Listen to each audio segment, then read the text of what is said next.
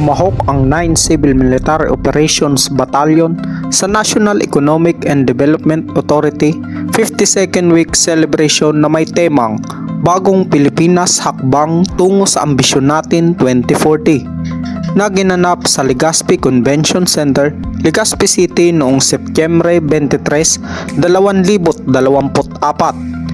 Si Lieutenant Colonel Jenny Bidanyas, Commanding Officer ng 9th CMO Battalion, ay kinatawan ni Major General Noe Alberto Q. Peñafiel, Commander ng 9th Infantry Division, bilang pagsuporta sa makabuluhang kaganapang ito. Itinampok sa selebrasyon ang paglulunsad ng prioridad ng bagong Regional Development Council Chairperson na nagbabalangkas ng mga pangunahing lugar na pinagtutuunan ng pansin na naglalayong isulong ang Bicol at ang buong bansa tungo sa progreso at pagkakaisa.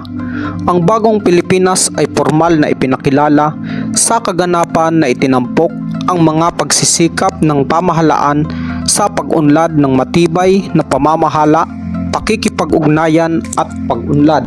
Bilang pagkilala sa mga huwarang kontribusyon sa rehiyon, ang Mabalos Award ay ipinagkaloob sa mga individual at organisasyon na nagpakita ng natatanging serbisyo at dedikasyon sa mga Bicolano. Itinampok din sa pagdiriwang ang panel discussion tungkol sa sustainable development, kalusugan ng publiko at pangangalaga sa kapaligiran na nagtatampok ng mga pangunahing tagapagsalita mula sa Department of Environment and Natural Resources at Department of Health. Ang inyong kaagapay batalyon ay aktibong nakikipagtulungan sa mga stakeholders at nananatiling nakatuon sa pag-unlad ng rehiyon at nagtutulungan para sa isang maunlad at mapayapang Bicolandia. Ito si Kaagapay Arnold, ang kaagapay ng mga Bicolano.